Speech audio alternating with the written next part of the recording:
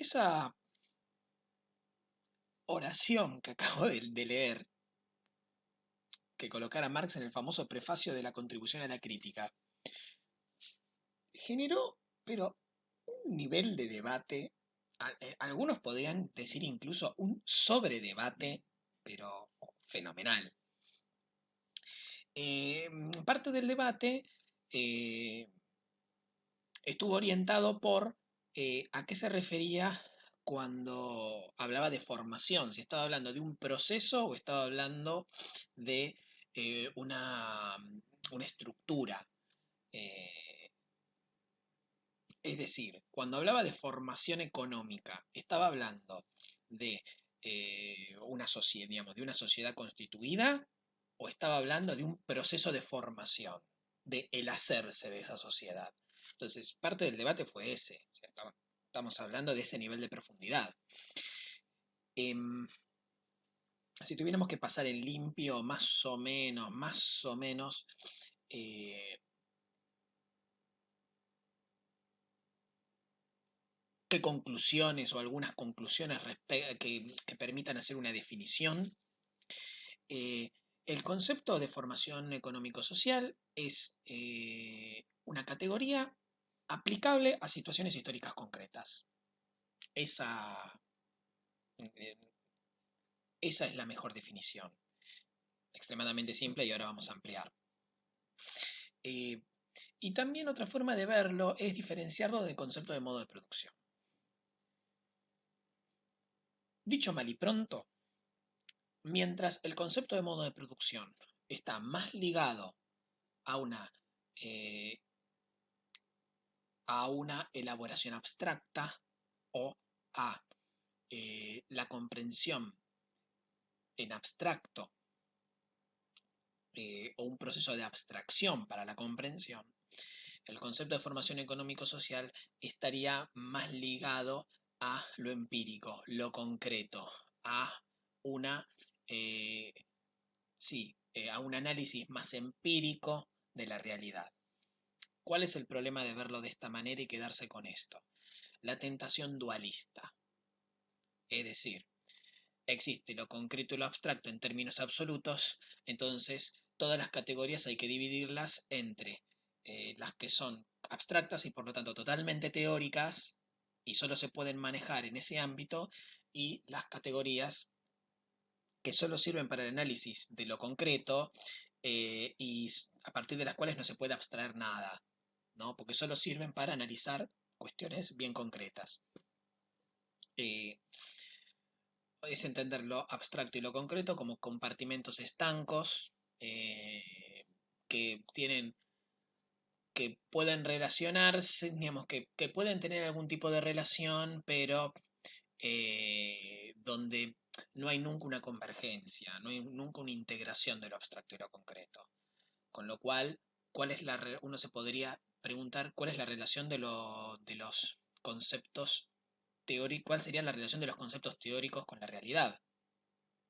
Y por otro lado, qué posibilidad de generar conceptos teóricos, o sea, qué capacidad de abstraer podría generarse a partir del estudio de la realidad, ¿no? Es como que es separar las dimensiones del análisis de una manera que las vuelve irreconciliables. Y también es lo más fácil, digamos, lo más fácil para el pensamiento. Lo que no sé si es lo mejor. Eh, entonces,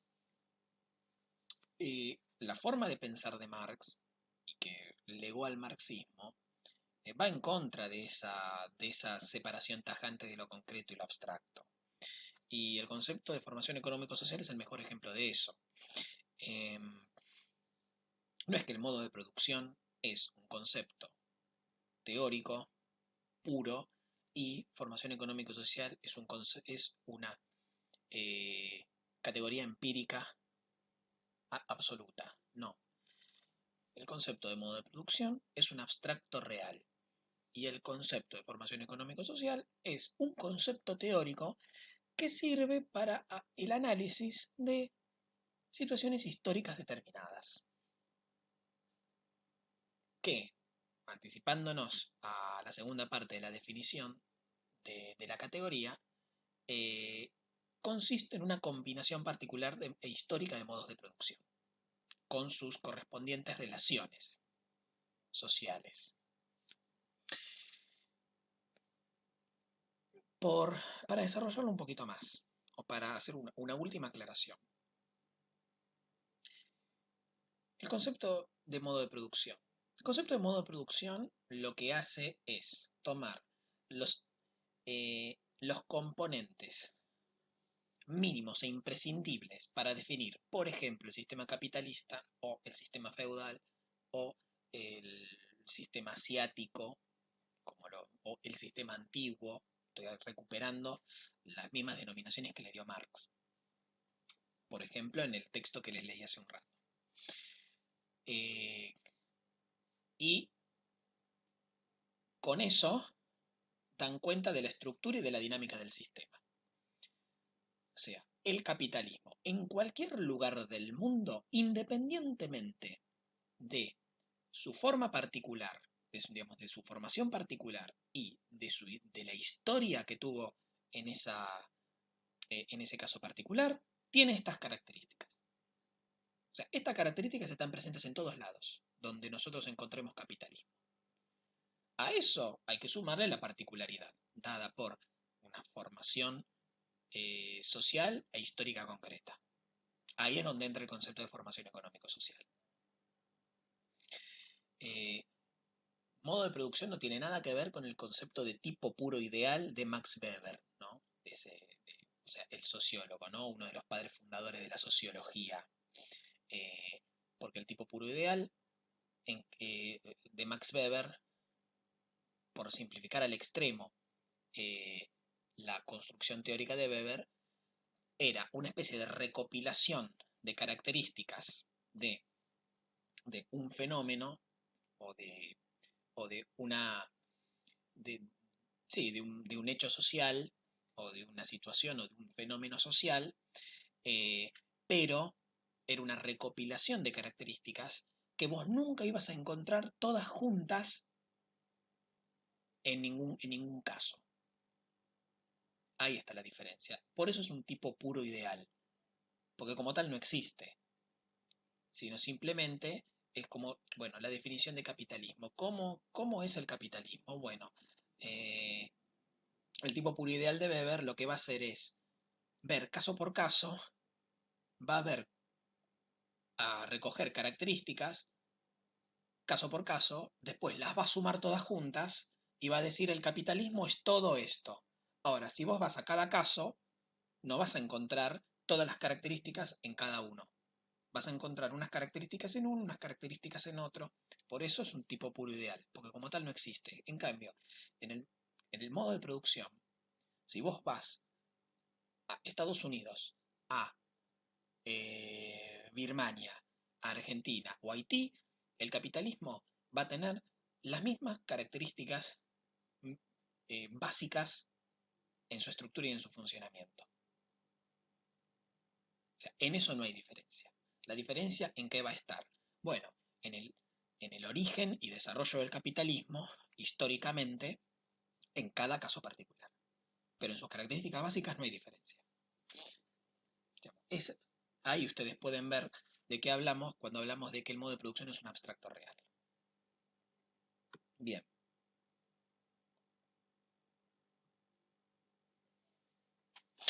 La formación económico-social es una categoría que describe una realidad dinámica, ¿no? Describe un proceso, no es que es una categoría estática, no. Describe, explica o da cuenta de un proceso. Expresa la unidad y la totalidad de las diversas esferas de la vida social. La estructura de las relaciones de producción, las leyes de funcionamiento de la sociedad y la continuidad y discontinuidad de su desarrollo histórico particular. Así de completo.